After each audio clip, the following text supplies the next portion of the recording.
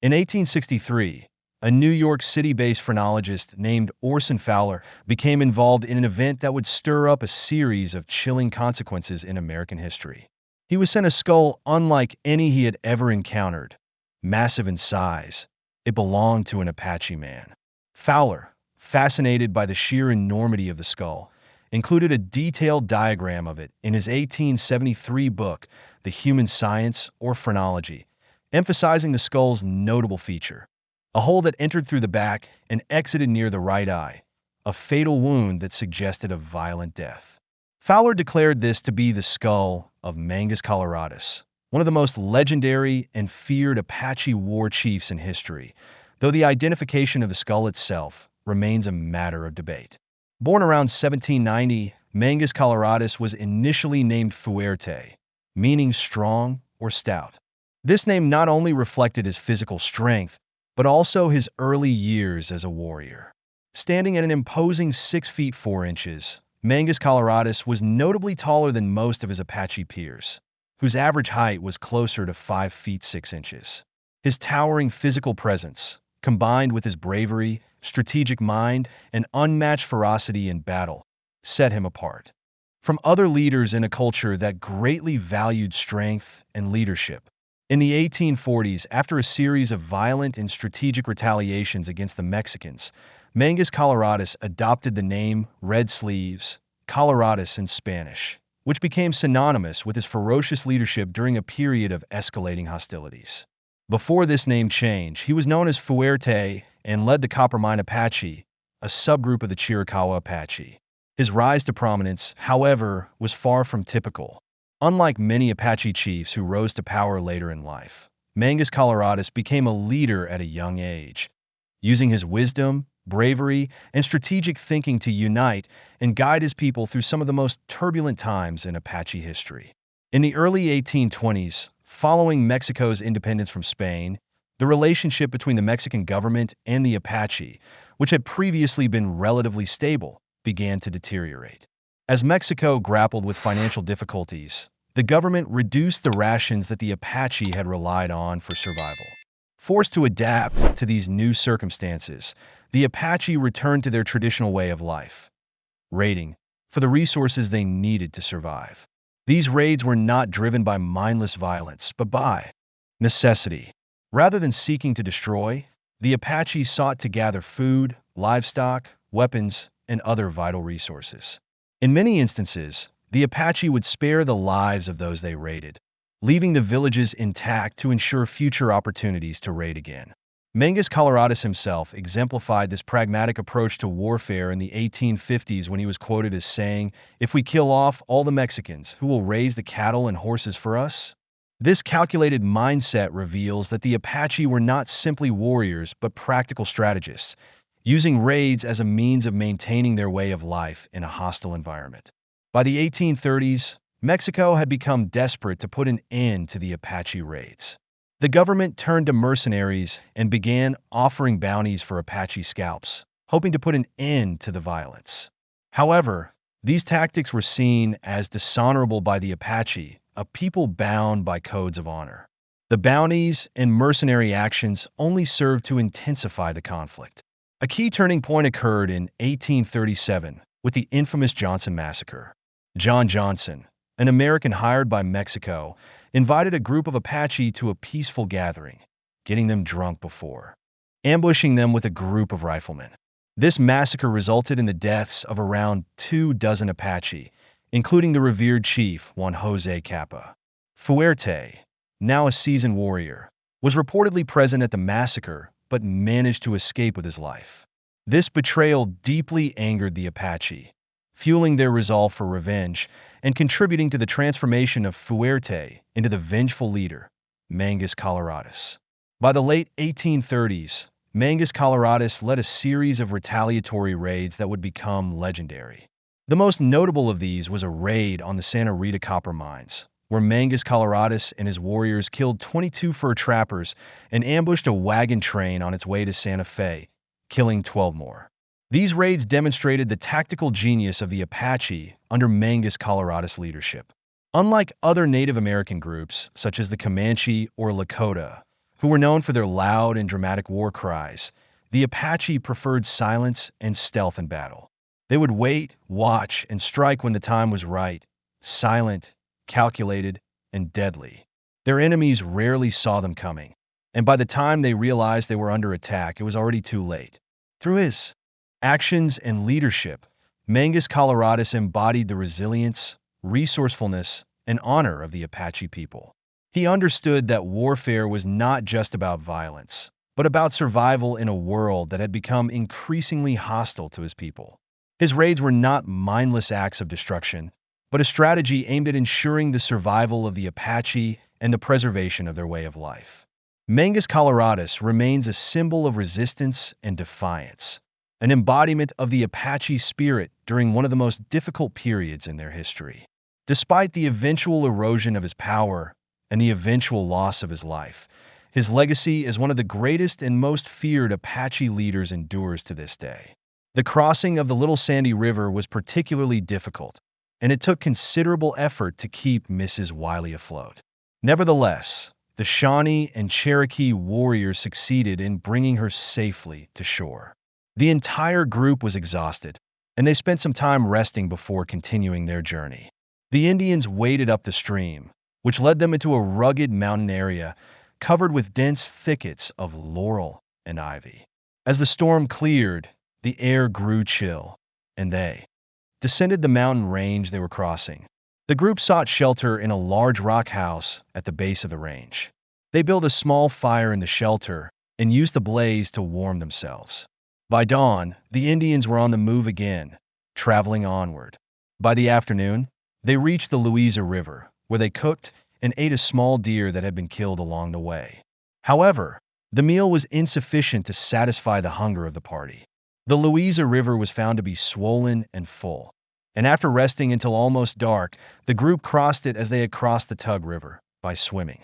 They camped under a cliff behind a mountain, building a roaring fire. The party slept through the night, weary from their travels. In the early light of the following morning, 2 of the Indians were sent out to hunt. They soon returned with part of a buffalo they had killed in a cane break. The day was spent resting and eating. The Indians believed they had successfully evaded their pursuers, and so they didn't give much thought to the danger they might still face. As the sun began to set, the party moved on. The journey continued leisurely, with the group following a trail through valleys and over rugged hills. For Mrs. Wiley, the slower pace was a relief, as she had become terribly worn out from the hardships of her captivity. The leisurely march brought them to the Ohio River on the 9th day of her captivity. However, the Indians did not descend directly to the river. Instead, they came down the hills west of the Big Sandy River and followed that stream for about a mile to its mouth. Upon reaching the Ohio, they encountered an unusual flood, which increased the difficulty of their retreat. Despite this, the Indians seemed pleased to have reached the Ohio River. The younger members of the group joyfully exclaimed, "Ohio!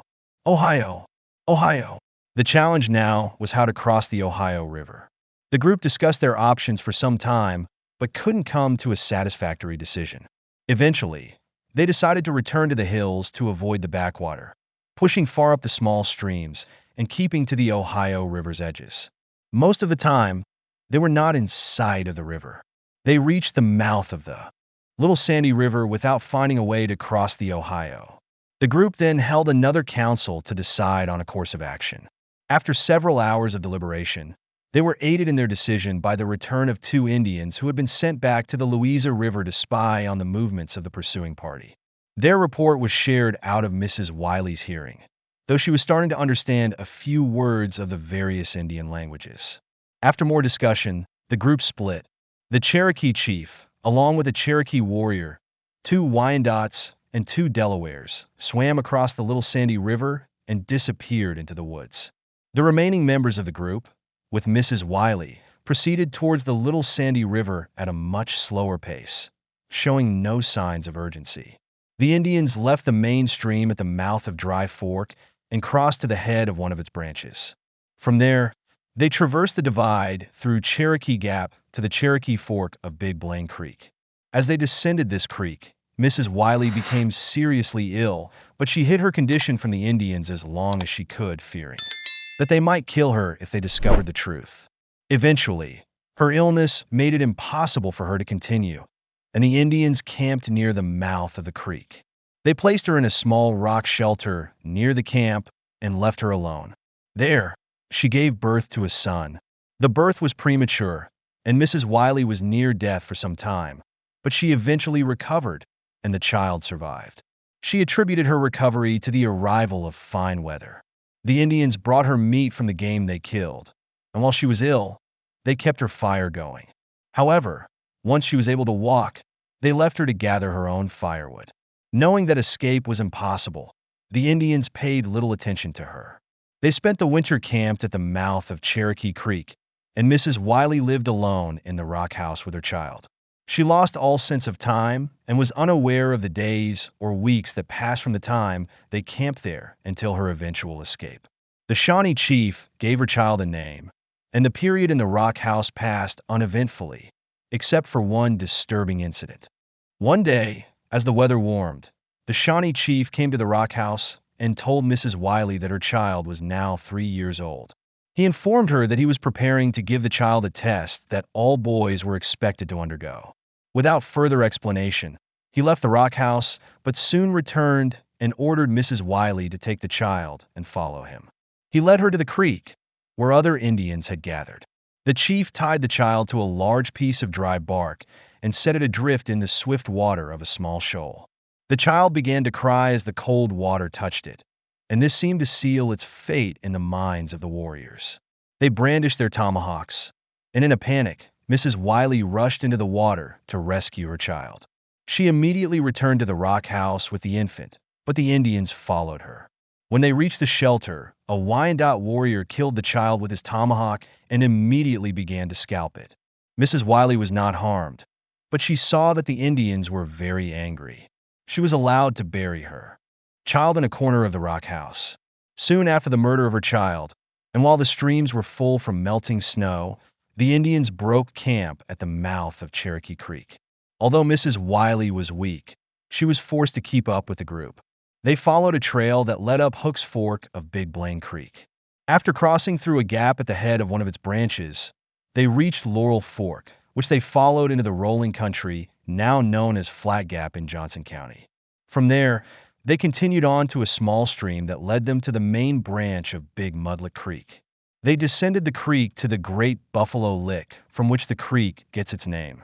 They camped at the lick hoping to kill some game, but none appeared during their stay. They broke camp one morning at dawn and traveled down the creek, eventually reaching an old Indian town at the mouth of Little Mudlick Creek. The actions of the Indians at this location led Mrs. Wiley to believe that they had reached the end of their journey and would stay there for some time. Since the Indians remained at this location until the following October, a description of its most prominent features is in order. Little Mudlick Creek is about 3 miles long, and during dry summers, there are times when little water can be found in its bed. The creek generally flows from north to south, but joins Big Mudlick Creek from the east, about half a mile from where Big Mudlick and Big Paint Creek converge. Above the junction of the Mudlick Creeks, each stream runs through narrow gorges that have been carved through a range of low hills, creating deep channels and ledges of sandstone. Between the two streams lies a level tract, resembling a miniature plateau, which extends several hundred feet back to a succession of low hills. The beds of the streams are up to 200 feet below the plateau, which is marked by steep, overhanging cliffs containing caves and fissures, or rock houses and projecting ledges of sandstone, many of which are difficult to access. At certain points, the rock is steep and bare, rising sharply from the water surface to the highest points of the cliffs. In other places, massive sandstone blocks have fallen from the cliffs, creating a chaotic jumble at their base. At the base and along the cliffs, where sufficient footing exists, large hemlocks, gnarled chestnuts, and twisted black pines grow, many of which hang over the creeks. Holly trees, with their scarlet berries in the winter, are also found in the area. Along the creek bottoms, there are willows, sycamore trees, and occasionally slender birches. The bottoms were once covered with beech trees, but these have long since fallen to the axes of early settlers. The ravines are filled with thickets, and the plateau itself is covered with stunted trees and shrubs. On the faces of the cliffs overhanging the larger creek, Indian hieroglyphics and strange pictures were once visible, typically depicting animals native to the region such as buffalo, bears, deer, panthers, wolves, turkeys, turtles, and rattlesnakes. These images were drawn on the rock using red or black paint, but they were never scratched or carved into the surface. Over time, these paintings were worn away by the weather and vandals, and by 1850, only faint traces of some of the images remained. One group of deer, painted in black, could still be seen clearly on the cliffs over the larger creek as late as 1880. Beyond the creeks, the plateau continues irregularly. To the east, across the smaller creek, there is a mound-like hill, while to the north, between the smaller creek and Big Paint Creek, there are two such hills. To the west, beyond the larger creek, the plateau narrows into a ledge of sandstone, almost perpendicular on its east and south sides. A large mass of sandstone, detached from the ledge, rises from the creek bottom with a flat top that can be reached with difficulty. This rock formation stands about half a mile from the mouth of Big Mudlick Creek, in an area that was once an Indian field containing many burial mounds. There is a large mound, shaped like a mound, covered with broken sandstone. Human bones, stone axes, spear and arrowheads made of flint, carved shells, and stone pipes were abundantly unearthed by the plows of the first settlers. The narrow gorge of Little Mudlick Creek is a place of wild and romantic beauty. The first waterfall drops just 10 feet, and 100 feet below is another waterfall of about 6 feet. Below this, the stream widens into a small lake, fringed with mountain evergreens. A short distance downstream, the creek plunges 50 or 60 feet into pools overhung with more evergreens. From this point, the stream continues its rapid descent over shoals of boulders and brookstones toward the larger creek. The gorge was heavily timbered with hemlocks, oaks, beeches, holly trees, laurel, and ivy. The Shawnees told Mrs. Wiley that their ancestors had once lived in villages around the junction of the Mudlick Creeks, as well as along Big Paint Creek, from the mouth of Big Mudlick Creek to the Big Sandy River. They also told her that they never passed through that area without visiting Little Mudlick Creek and the land around their ancient village. The Indians holding Mrs. Wiley in captivity arrived at the mouth of Little Mudlick Creek around the 1st of April, 1788, possibly a week or 10 days earlier. They settled in a rock house on the eastern side of the plateau, just below the falls of Little Mudlick Creek, but at a higher elevation than the creek bed.